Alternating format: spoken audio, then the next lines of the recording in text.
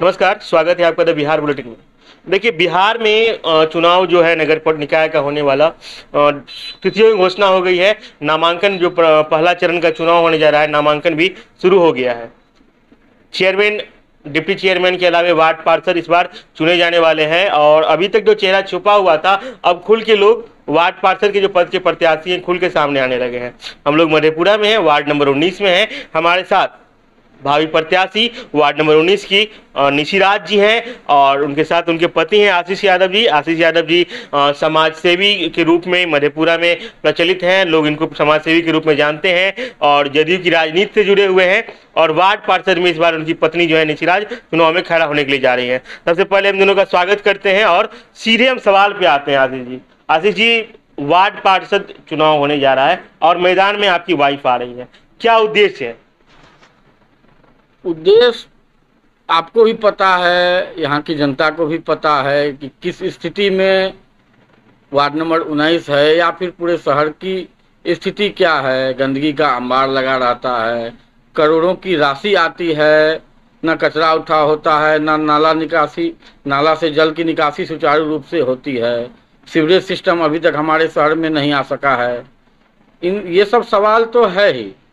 जो पूर्व में कई बार वार्ड पार्षद रह चुके हैं, मुख्य पार्षद रह चुके हैं कई बार, वो भी कहते हैं कि विकास की गंगा बहा देंगे। अरे मैं पूछता हूँ शहरवासियों की ओर से, जो विकास की गंगा आखिर कहाँ रुकी हुई है, आ क्यों नहीं रही है, उसकी निकासी की क्या व्यवस्था है वो बताइए जनता को। जब चुनाव नज़दीक आता है, 2 महीना 6 महीना बच जाता है, तब स्ट्रीट लाइट लगता है, सड़क बनना चालू हो जाता है, अचानक से कहाँ से राशि आ जाती है। सुविधा देनी है तो पूरे 5 साल आप जनता को सुविधा दीजिए सुचारू ढंग से। इस ट्रेंड को बदलना है। आशीष जी, पिछला जो चुनाव हुआ था नगर परिषद का चुनाव मधेपुरा में, माता जी चुनाव आपकी लड़ी थी, आप लोग चुनाव संजोग से वहां हार गए थे। तो समस्याएं वार्ड में हैं, तो किन किन समस्याओं को लेके इस बार आप मैदान में आ रहे हैं?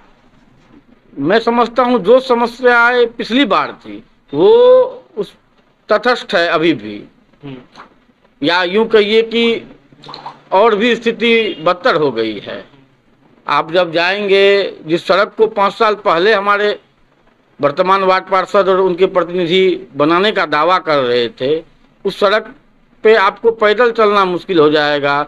बच्चे छोटे छोटे जब स्कूल जाते हैं सुबह के समय और जब आते हैं, आप स्थिति की आकलन नहीं कर सकते हैं।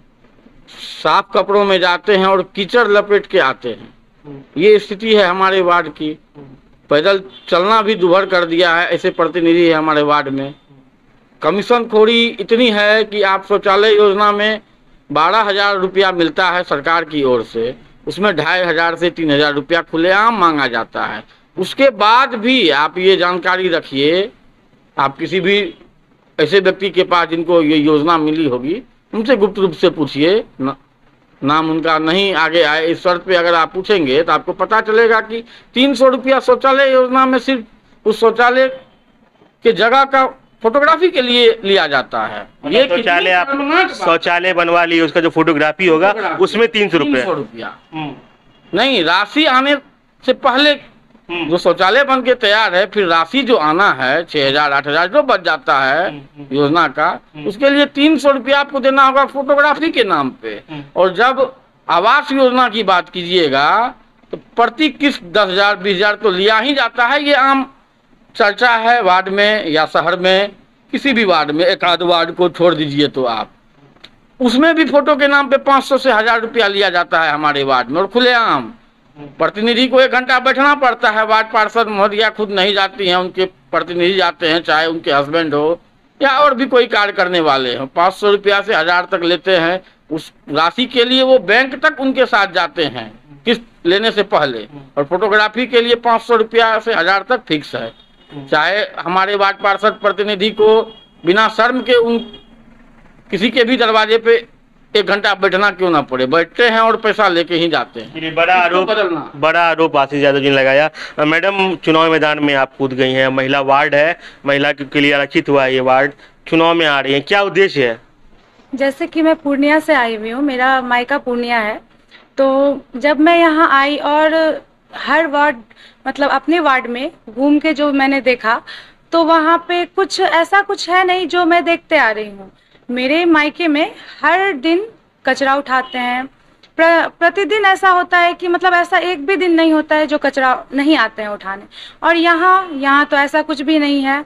और भी मतलब साफ सफाई के नाम पे तो कुछ है ही नहीं, गंदगी का अंबार लगा रहता है। और भी बहुत ऐसा कुछ है जो देख के लगा कि यहाँ पे कुछ समझ में नहीं आ रहा है।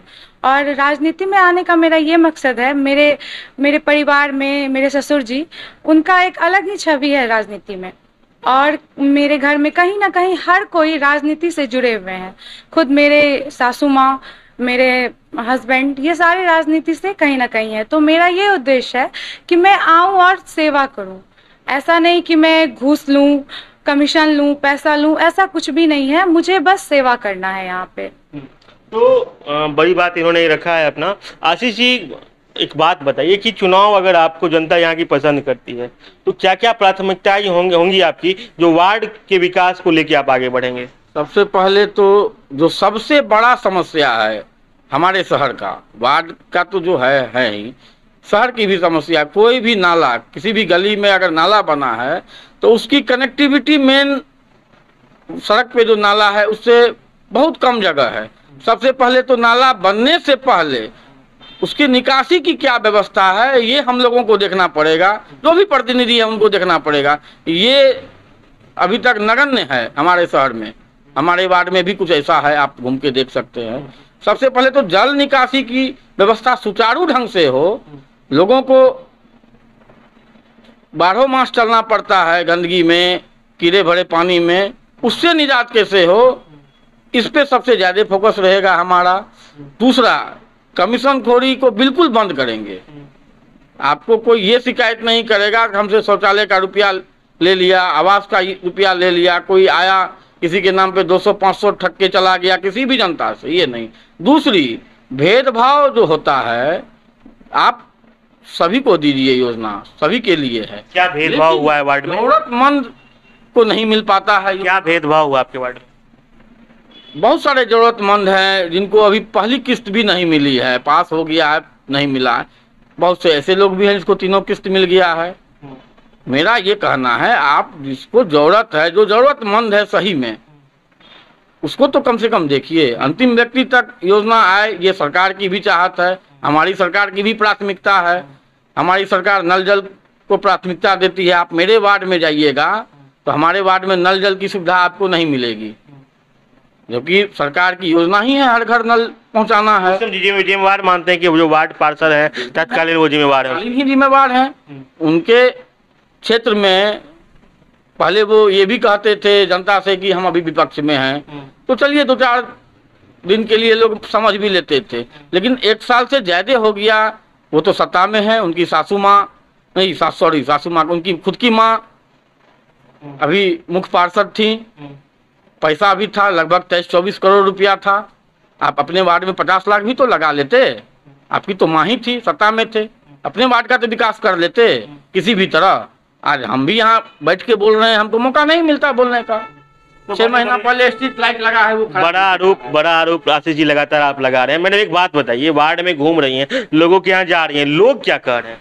लोग हमेशा जब भी घूम रहे हैं हम, तो वो यही कह रहे हैं कि ना कचरा उठाने वाले आते हैं, ना ही लाइट प्रॉपर तरीके से लगी हुई है।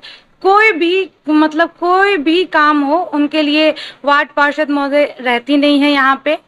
उनको खोजने अगर जाते हैं तो वो घर पे मिलती ही नहीं है, और ना ही उनका फ़ोन नंबर मिलता है, ना ही मतलब अता पता कुछ भी नहीं है उनका।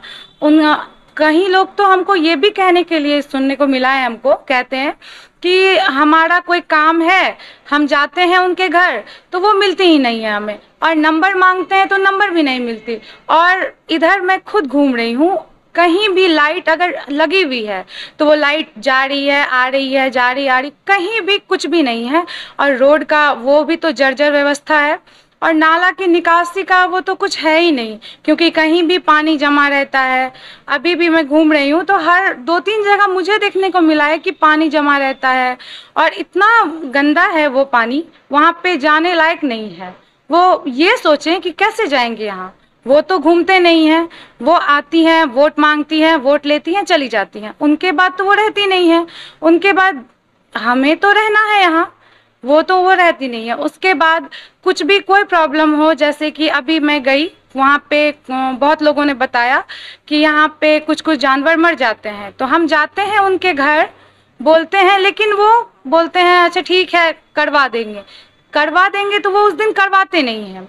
उसके बाद अगर नंबर मांगा जाता है तो वो नंबर भी नहीं देते हैं, ना वो यहाँ रहती है। तो ये तो पॉसिबल नहीं है ना लोगों को कि वो हमेशा खुद से करें, तो फिर वोट क्यों देते हैं? वोट अगर देते हैं तो जनता के बीच में चाहिए ना। तो इसलिए मैं जहाँ तक घूम रही हूँ, बहुत ही जर्जर व्यवस्था है यहाँ। लोग क्या जा रहे हैं, तो खुद के लिए आप वोट मांग रही होंगी, तो आपके लिए लोग क्या कर रहे हैं?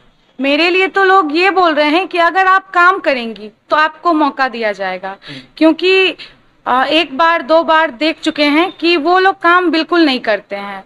और जहाँ तक मेरा है, मैं काम करूँगी, मैं ये घूसखोरी तो बिल्कुल नहीं करूँगी, क्योंकि मैंने देखा हुआ है अपने परिवार में कि कोई ना कोई हर राजनीतिक क्षेत्र से सब जुड़े हुए हैं। समाज सेवा, जैसे कि मेरे ससुर जी, उनका एक अलग ही छवि है, मतलब उनका बयान नहीं कर सकते हैं, वो अलग ही समाज सेवी टाइप के थे। उनका जो है वो इतना मतलब सबका मदद करते थे, तो उनके ही पद चिन्हों पे मैं चलना चाहूँगी। लग रहा है कि लोगों का ऐसा प्यार मिलेगा आपको? जी, वो तो मिल रहा है, क्योंकि अभी मैं घूम रही हूँ तो देख रही हूँ सबके मतलब मुंह पे शिकायत ही है। कोई ये नहीं बता रहे हैं कि हमारे वार्ड में ये काम हुआ है। अगर नाला बन भी रहा है तो वो टूट जा रहा है, तो काम क्या करती हैं? काम तो चाहिए ना। और किसी के घर जाके 500 300 ये मांगना, ये तो बहुत गलत बात है, क्योंकि सरकार की योजना जो है वो चाहिए जनता के लिए है, वो तो वार्ड कमिश्नर के लिए नहीं है कि लें और घर में रह जाएं और जाके सो जाएं। ये तो गलत है, उनको पहुंचाना चाहिए।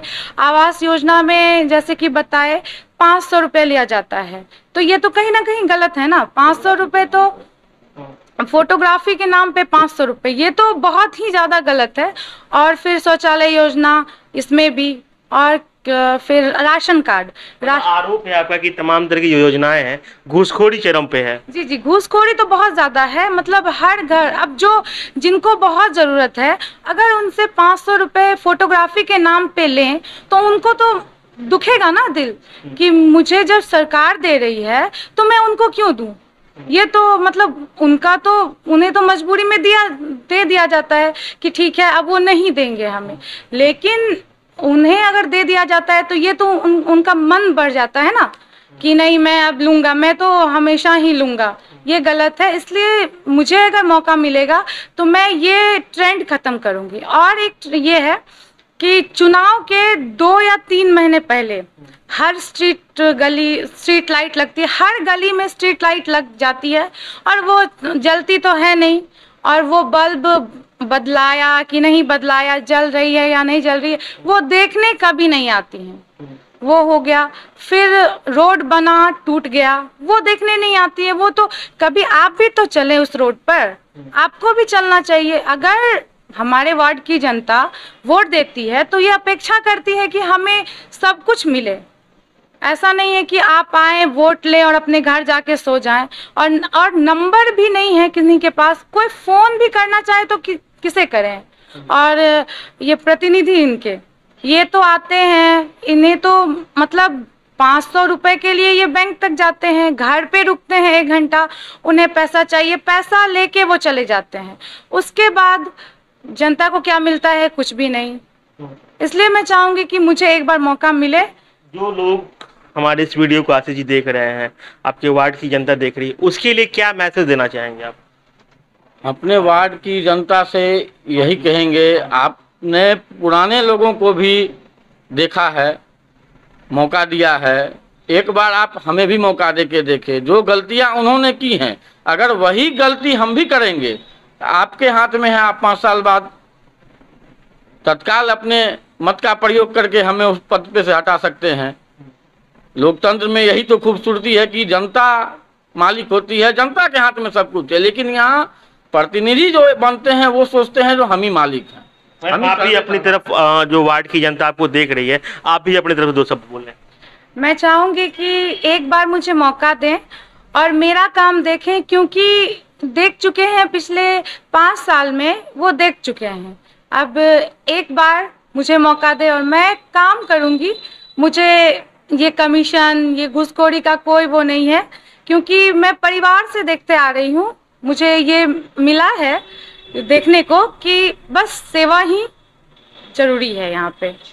तो हमारे साथ वार्ड नंबर 19 की वार्ड पार्षद जो भावी प्रत्याशी हैं निशिराज जी हमारे साथ बनी हुई थी, साथ में उनके पति हैं आशीष यादव जी। और खबरें आप तक इसी तरह हम पहुंचाते रहेंगे। हमारे इस खबर को फेसबुक पेज पर देख रहे हो, पेज का लाइक कर लें, यूट्यूब पर देख रहे हो, चैनल को सब्सक्राइब कर लें।